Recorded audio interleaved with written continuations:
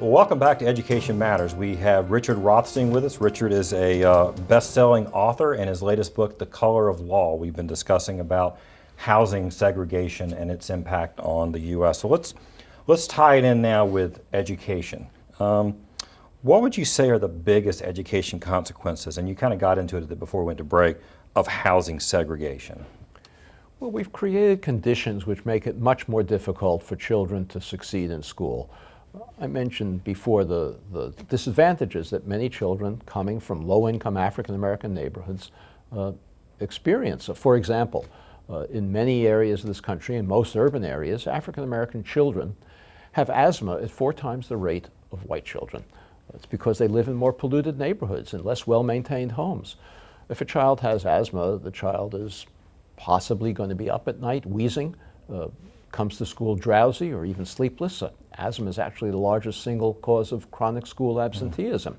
Now, it's not to say that some children with asthma are not going to achieve at higher levels than typical children without. There's a distribution of outcomes for every human characteristic. Right. But on average, if you take 2 groups of children who are equal in every respect, except one group has a higher rate of asthma than the other, that group is going to have lower average achievement. And you can say the same thing of every one of the economic and social disadvantages that children have come to school with. African-American children have higher rates of lead poisoning than white children. So you actually mentioned that in the book. You talk about it's not just the housing segregation, but it's where things are sited. In fact, I think you use Warren County here in North Carolina as one of your examples where there were, I believe, if I remember exactly, there were 3 landfills all in the black neighborhood, and they were trying to site a 4th one, and they tried to site it in a white neighborhood. Yes, well, typically, once a neighborhood became a concentrated African-American neighborhood because of the policies that I just described in your earlier segment, the public officials cited polluted, toxic waste dumps. They zoned the areas to allow industrial use, which would never be done for a white residential neighborhood. And so the neighborhoods became much less healthy places to live. And they caused not only asthma, but as I said, lead poisoning, little access to healthy food because grocery stores don't locate there. And so you have children who, they have such a challenge that white middle-class children don't have in being able to achieve well in schools, that the idea that simply having higher expectations for those children is going to solve these problems is unfathomable. Yeah. Now, North Carolina and the South in general has less segregated schools than the rest of the country. I mean, because of desegregation orders. In fact, we were talking about that before we started taping about how we have large county-wide districts now. But we've also recently seen some efforts to try to change that. We had a bill introduced in North Carolina that was to break up large school districts, and now there actually is a new law. It was House Bill 514 that was passed last year that's going to allow 4 small, mostly white suburbs outside of Charlotte to create their own municipal charter schools. I mean, what impact would something like that have? I mean, does that pattern seem like something you've seen before? Well, yes, it's going on in many places, but the fundamental issue, and these 2 things we've been talking about are connected. The fundamental issue is it doesn't matter if you have small districts or large districts, so long as children are living in different neighborhoods, they're going to have different outcomes in school because the social and economic conditions of the children in those schools are going to be different. So the only solution to this is to desegregate the neighborhoods. You can't desegregate the schools without desegregating the neighborhoods. We've tried it with busing, obviously, and now that's been reversed in large part. But busing is not a really good solution because children should go to their neighborhood schools, but their neighborhoods should be integrated. Right. And if they were integrated, if we weren't concentrating the most disadvantaged children in single schools, children with those disadvantages, and there would be fewer disadvantages because they wouldn't be in less healthy neighborhoods, but children with those disadvantages could get some of the special attention and help that they need and achieve at higher levels than they ordinarily would.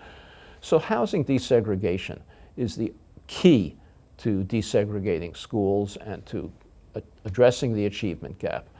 Well, but I mean, just to push back a little bit, but one, how do you do that? Because I mean, the fact is, you talk about policies that made some of these things happen, but there's no question the term white flight. I mean, people are familiar with that. I mean, there were situations where neighborhoods, as they became when black families moved in, white families moved out. I mean, we heard and seen those stories. I mean, is this an attitude change? Is it a heart change? Well, attitudes certainly always play a role. I would never say that attitudes had nothing to do with this, but government policy creates attitudes. When we concentrated African American children in single neighborhoods, and they were overcrowded neighborhoods because there was so little housing available to them, when we concentrated those families, when we provided fewer city services, less garbage collection, sometimes not even water service in African American neighborhoods, they became slums. They became overcrowded slums. Whites looked at those communities and decided, with understandable reasons, right, that African Americans were slum dwellers, and if they moved to their neighborhoods, neighborhoods become slums. So the government actually created some of these really unfair and racist stereotypes. That's right. I wouldn't say that's the only cause. I'm Sure. not denying that racial prejudice has existed since the time of slavery in this country, but government policy was a big contributor to it. Further, when you talk about white flight, if it weren't for state licensing of real estate agents who explicitly created white flight, who blockbusted, who scared white families into leaving. And the National Association of Real Estate Boards in the 20th century had a code of ethics that prohibited real estate agents from selling homes in white neighborhoods to African Americans. State licensing agencies embraced that segregationist code of ethics. So every time a real estate agent who engaged in these kinds of scare tactics was licensed, the government was committing a civil rights violation. And they were actually the local agents were the ones responsible for appraisals, which is where you get the redlining. That again, the idea that all these neighborhoods, they were literally marking down homes and neighborhoods as being unsafe investments simply because there were black people there. Well, that's right, but one thing that I think we should understand is that redlining is a term that comes from the fact that the federal government created maps of every metropolitan area in this country and colored red the areas where African Americans lived, indicating to banks and to real estate agents to banks in particular, where they could not issue mortgages that would be guaranteed by the federal government. So redlining was not a policy that was devised by the private sector. It was a policy of the federal government that the private sector adopted. Okay. School choice, you've done some research and work in that area. You mentioned about neighborhoods being integrated. Well, I mean, we do have some integrated areas where you have school choice policies. We have private school vouchers here in North Carolina. We've almost doubled the number of charter schools in the last 8 years. So you have parents who can then opt out of an area. I mean, sort of, what do you believe, sort of what is the impact of those, and what do you think are some successful policies that can help sort of drive more school integration? Well, as I say, I'm not going to be pushed off the idea that the only way ultimately to deal with school integration is to integrate neighborhoods. School choice has a marginal effect. Mm-hmm. Children who go to integrated schools do better than children who go to low-income children who go to segregated schools. There's a long history of that. Busing created a cohort of African Americans who had better lifetime outcomes than those who weren't bused. But it's not an ultimate solution. First of all, it affects fairly small numbers of children. Most African American children in this country, particularly those in big cities, live too far distant from truly middle-class white areas for busing to be a solution. There's no real way around this except by desegregating neighborhoods. The other thing that has to be kept in mind about school choice is that when you compare children who choose, whose parents choose, with children whose parents don't choose, there's an important unmeasurable difference between those two.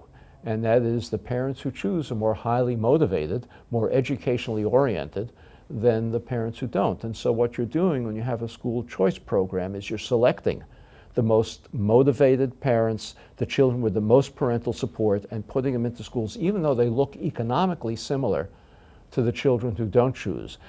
But when you try to compare children who are identical, and there are controlled experiments that can be done to do this, the outcomes for children in charter schools are no better than the outcomes for children in regular public schools. To the extent that there are higher outcomes in some charter schools, not in all, in many charter schools there are lower outcomes, but to the extent there are higher charter school outcomes in some schools is attributable largely to the unmeasurable differences between the parents who choose schools and those who don't. Gotcha. Well, we are out of time, but I appreciate the time that you gave us today to talk about it. It's a tough issue, but we need to understand the history if we're going to, as you and I talked before, you're optimistic because you think we actually can, if these policies created and exacerbated things, that we can use policy to fix them. So, but thank you for joining us today. It's a pleasure being with you. Thank you. When we come back, our final word.